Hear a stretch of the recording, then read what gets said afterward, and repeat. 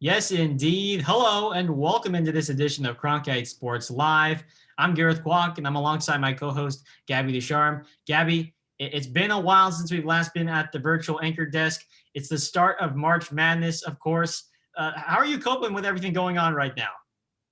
Gareth, on the national level, the NCAA tournament is giving my bracket a lot of anxiety, but on the local level, ASU sports is keeping me busy. So I'm coping about as well as any anchor on this show could. So I'm happy to be here with you today, and I'm happy to begin breaking it all down. Lots of ASU sports in action since our last show.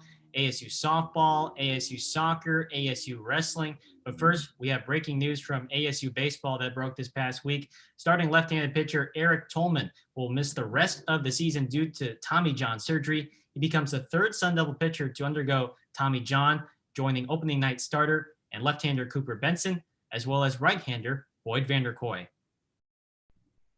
And joining me now to discuss this situation in further detail is WCSN baseball reporter Cole Bradley. Now, Cole, to have Cooper Benson, Boyd Vanderkoy, and now Eric Tolman all out for the rest of the season due to Tommy John surgery, just how much does that hurt this ASU baseball team? It hurts them big time, Gareth. Obviously, arguably three of some of the top arms in this entire staff are on the shelf, and that doesn't just happen, obviously, but it hurts, and especially heading into conference play, which starts tonight against Oregon. They're going to have to definitely find some guys who can step up into starters roles from here on out. But it's a tough scene for them, and we'll see how they bounce back from it. Now, it isn't uncommon to have a single pitcher undergo Tommy John surgery given the COVID-19 pandemic, but to have three guys go down to Tommy John, and it's all within this first month of the season. How do you think these injuries were caused? Yeah, and it's tough to say. I'd say that with the way things have gone over the past year, I think, some of these guys were probably maybe just not 100% to begin with. And with the accelerated and sort of truncated preparation that we've had going into the season, a lot of these guys just probably weren't 100% there to begin the year. And that obviously, can lead to some problems because the arm is a very fragile thing, as we know. And that's probably why we're at the point we're at now. But yeah, I mean, it's just about being careful. And I think that's the problem with this ASU staff is they probably just weren't careful enough. Now, ASU only has one remaining weekend starter in Tyler Thornton. They're going to have to find a way to fill in the next two spots. Who do you see coming out of the bullpen, maybe one or two guys that will be able to become starters the rest of the way forward? Yeah, I'm definitely looking at Justin Fall to start. Tracy Smith did say that they're just going to have to find a way to cover 280 to 300 plus innings. And that's a lot, just to put it into perspective. But Justin Fall is a guy I'm looking at. He's one of the only guys in this bullpen who has starting experience at the collegiate level. He does have a start this season as well. I would expect him to definitely get a few more nods. Seth Tomczak has sort of been thrown into an opener role. I would expect him to sort of see a lot more innings in the future here. And then Joe Hauser obviously pitched on the Tuesday midweek against UNLV. He's probably going to get a lot more looks. Christian Bodlovich is another guy you might want to look out for. Those are just a few guys I could see stepping in. It's going to be, again, it's going to be a bit of an adventure for this pitching staff the rest of the way to sort of just piece together and figure out how they're going to do this, because any more injuries from here on out are going to be very, very costly. So they're going to have to be very careful. And again, they're going to have to find a way to string together some innings out of these guys. So we'll just see what happens. Cole, thanks for your time. Appreciate you joining us. And for more on ASU baseball, here's head coach Tracy Smith ahead of their first road trip. We've had the comfort of playing at our own place, the routine. It's nice to get out of. I mean, we've had a lot thrown at us. We've had COVID. Everybody's had COVID. We've been bitten with the injury bug, unfortunately, early. But this is just one more thing that adds growth and gives us a little bit more of an insight, gives us more insight as to who we've got. And I can tell you, though, I feel really confident getting on that plane and going up to Oregon and laying it out there and playing our best baseball. And we'll see what happens. We will compete, I will tell you that. From one diamond to another, Sun Devil softball has been on an absolute tear as of late. Currently sitting at 17-2 on their season as they enter Pac-12 play. ASU softball is quickly rising in national rankings. We now toss to our WCSN softball reporter, Jude Binkley, to analyze the team's dominant performance so far. Thanks, Gabby. With the Pac-12 conference schedule on the horizon for number 11 Sun Devil softball, all eyes will be on the team's pitching rotation. Small but dominant, the team has just 3 active pitchers on the roster this season, preparing for a demanding slate of games ahead. The team's rotation spearheaded by experienced fifth-year ace Cielo Meza, the only pitcher on the team to have played a Pac-12 schedule. She's joined by sophomore Lindsay Lopez, the contact pitcher who leads the team in ERA, and freshman Allison Royalty, who has proven to be a queen in the circle with 58 strikeouts.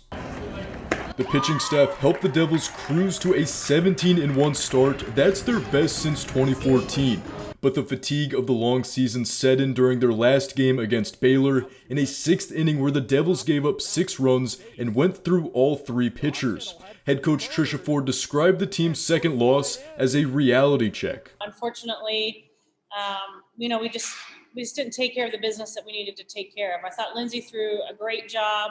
I think she did a great job through 5 solid innings for us.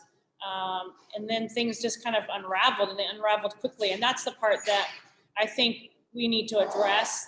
That can't happen. We need to be able to kind of stop the bleeding. And I think that was pretty apparent. The challenge with the lack of pitching depth this year is being compounded by new scheduling rules in the Pac-12. This year, instead of 3 games against each conference opponent, teams will be playing 4 games each week, including a doubleheader.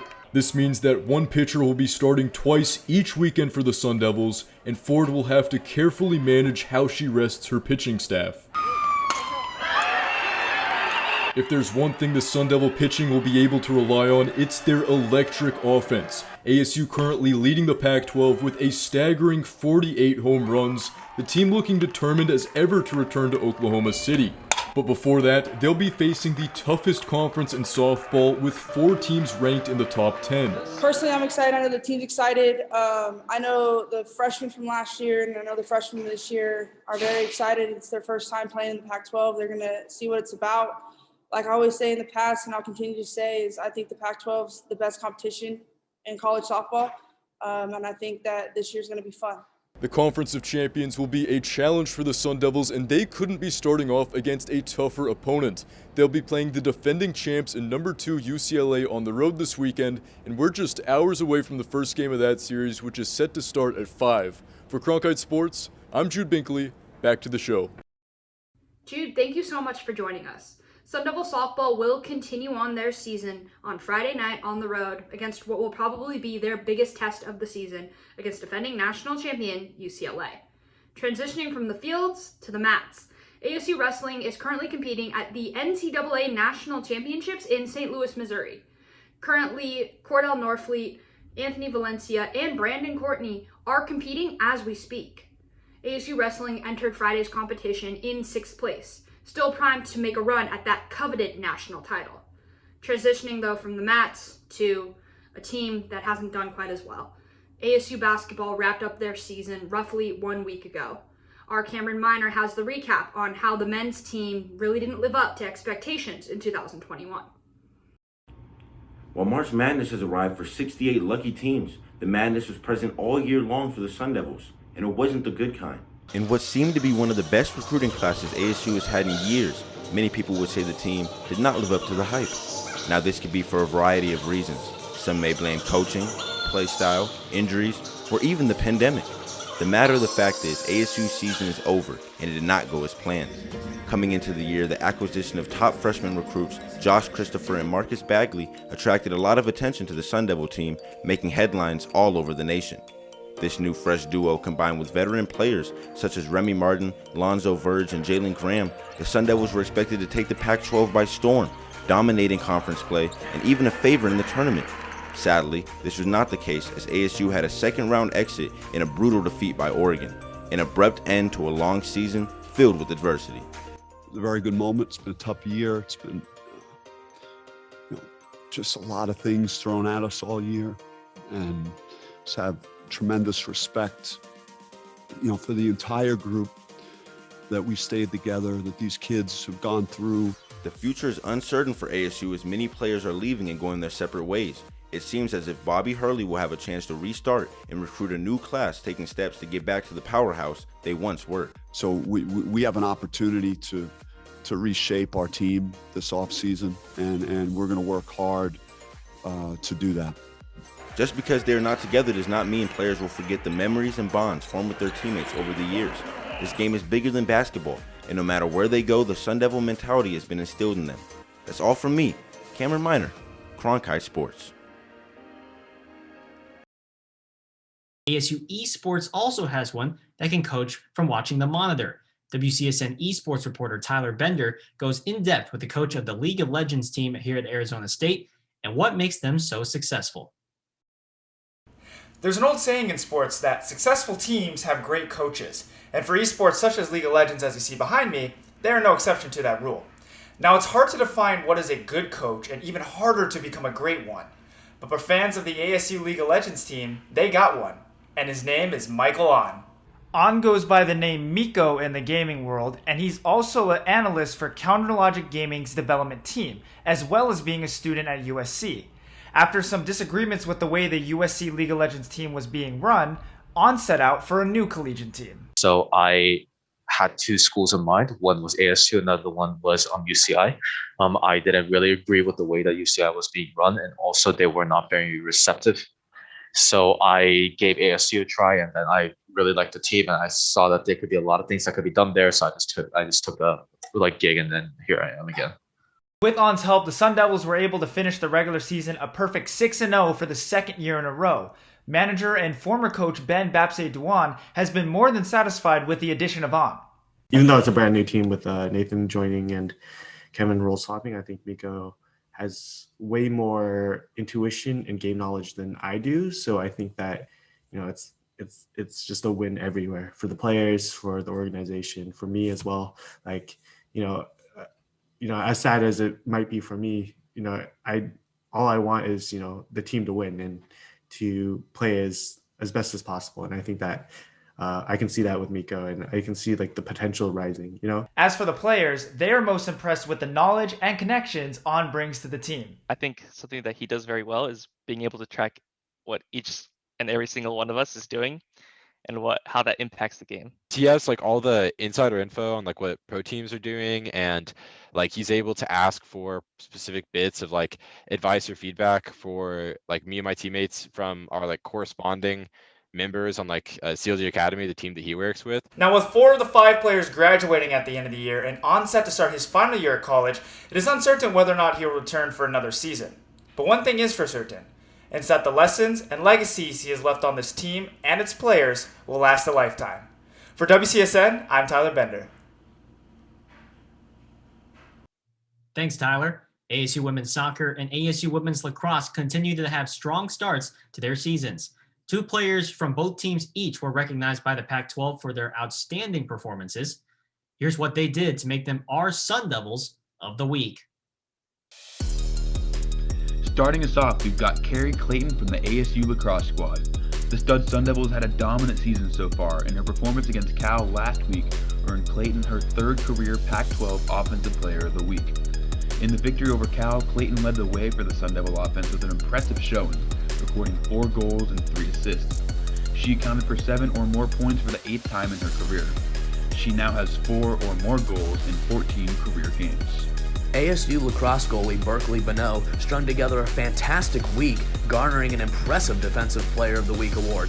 She recorded her 28th career double-digit save outing during the game against Cal, where she had a staggering 13-save performance. She continues to serve as the backbone of the team in front of the net. Another Sun Devil of the Week is soccer goalkeeper Julia Cascapera. Cascapera has been a dominant force for the Sun Devils this season. She has kept 4 clean sheets and only allowed 4 goals. Crucial saves to allow the Sun Devils to hold the draw against Oregon and a win against Oregon State have solidified Cascapera as the Pac-12 goalkeeper of the week. And now on to Olivia Dowell to talk about another Sun Devil of the week, Nicole Douglas. Junior center forward Nicole Douglas earned Pac-12 Offensive Player of the Week on Monday for the second time this season. after her game-winning goal over Oregon State here on Sunday. She also had the goal to tie the game against Oregon last Friday, leading to this much-deserved recognition for Douglas.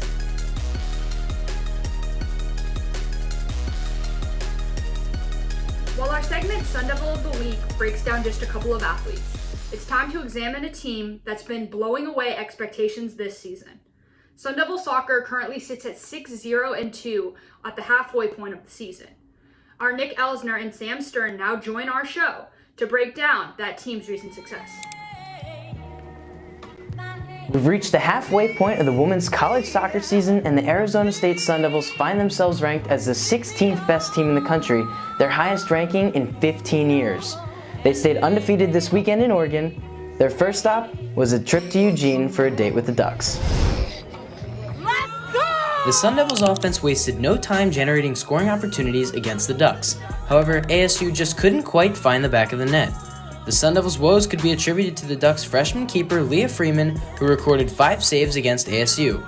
Oregon would strike first on the Sun Devils, scoring in the first half, only to give up a penalty kick after a hard foul in the closing minutes of the game. Nicole Douglas would do her thing and even the match at 1 goal apiece. Leah Freeman dives out, and it's going to be a penalty. Was wonderful the way they came back, and so they fought their way back in. They created good chances.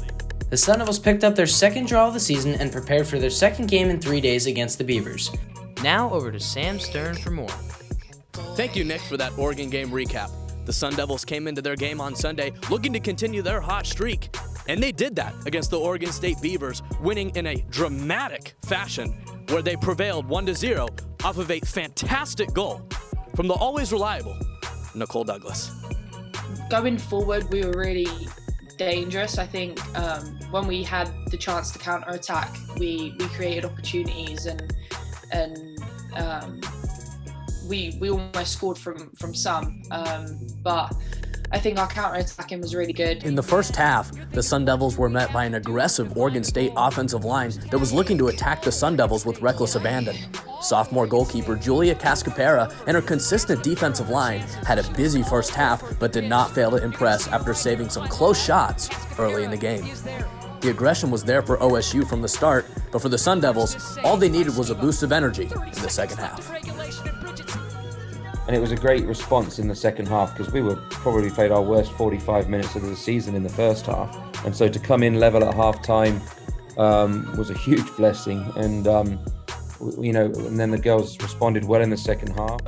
In a tight overtime period, both teams were trading fast break opportunities until freshman midfielder Jasmine Wilkinson decided to turn on the Jets and bolt down the left sideline and deliver a pinpoint accurate pass to the reigning Offensive Player of the Week, Nicole Douglas. And all she needed was one brilliant touch to call game in what was an exhilarating match from start to finish. Jazz picked up the ball from the edge of our own penalty area, and then she drove to the halfway line with it, and then to deliver the pass that she delivered, that's a really challenging pass, because not only did it have to be directed perfectly, it had to be weighted perfectly so that it fell just in front of Dougie's feet, and she did all of that with using her weaker foot. This is Jazz using her weaker foot. So wonderful piece of play from Jazz, and then a great first touch where Dougie turned the defender inside out with one touch, and then to finish it as coolly as she did with her weaker foot, her left foot. Again, I'm not sure Jazz and Dougie have weaker feet if they can finish and pass like that. So it was a wonderful piece of play, both from Jazz to create it and then Dougie to finish it. The Sun Devils will travel to Tucson to play the University of Arizona with a chip on their shoulder after losing last year in 2019 1-0, and they're looking to take back that territorial title. For Cronkite Sports, my name is Sam Stern. Nick and Sam, thank you so much for joining us today. As Sun Devil soccer continues hitting their stride on the field, let's go back into the arena where Sun Devil volleyball is currently on a 3-match winning streak. Our Sammy Miller sat down with ASU volleyball head coach Sonia Tomasevich and her team to break down the squad's recent success. What used to be a 10-match losing streak has now turned into a 3-match winning streak for the Sun Devils. This team has gone through a lot of growing pains in the beginning of the season, while the 8 freshmen were trying to learn the system and gain the much-needed chemistry on the court. But they have now turned the corner, and the future is extremely bright. The Sun Devils couldn't have started their winning streak in a more perfect way with a reverse sweep over their rivals, the Arizona Wildcats. Coach Tomasevich said that because it was a 5-set win, it meant even more to the team because it made them work even harder and showcase the grit that the young squad has. They took that momentum and did not drop a set against Cal, leading to a 9-set winning streak. The Sun Devils came out with their shoulders held high and a different look in their eyes, showing that they are truly realizing what they are capable of. This team has shown that they can compete with the best of the best in the Pac-12, especially when they are led by their stars Marta Levinska and Amon Asanovic. These two are not only their kill leaders, but they bring the much-needed fire to the court after Marta's huge stuff block or Amon's lethal cross-court kill. Setter Shannon Shields has also come alive in the past 3 matches, and her aggressiveness at the net as well as her smart decision-making has made it easy for the Sun Devils to side out, which will be key when they take on Stanford. Just continuing to improve, I've been saying that from the beginning of the season, but this young team just, now this has been a nice little run for them to believe that we can, we belong and we can do this, and just keep on improving, getting better every day. ASU will need to take this confidence into the final part of the season, and if I were their opponents, I would be a little nervous about this Sun Devil team that has turned the corner and found their offensive rhythm. This has been Sammy Miller from Cronkite Sports. Moving to ASU hoops, Remy Martin did not end his Sun Devil career the way many had thought, as ASU suffered its worst season in 4 years. But as we remember Remy's time in Tempe, his career is all too similar to one Sun Devil legend. Jonah Krell goes inside the vault and has more.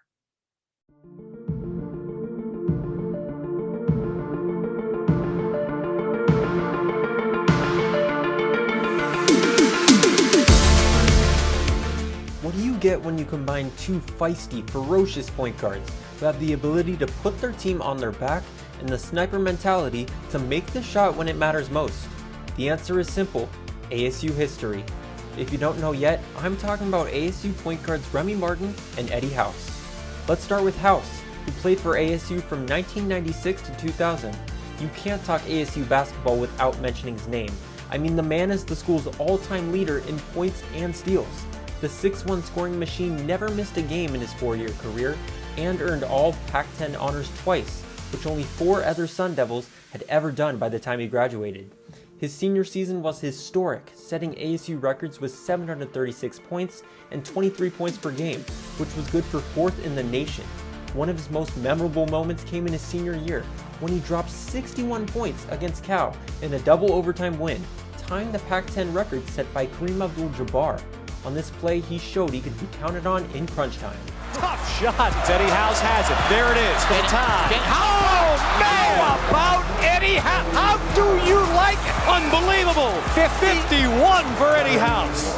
What's even more unbelievable is that his 61 points outscored 55 Division I teams on that day. House's legacy would be cemented in 2014 when his number 5 jersey went into the rafters at then Wells Fargo Arena. From once Wells Fargo Arena to now Desert Financial, it was here that Eddie House handed off his game in excellence to Remy Martin, who has gradually progressed in his career to be an all-time Sun Devil. Freshman year, Pac-12 sixth man. Sophomore year, all Pac-12 second team. And in his past 2 years, Martin has earned all Pac-12 first team honors, only the second Sun Devil ever to do so. And on his senior night, just a few weeks ago, he did something special.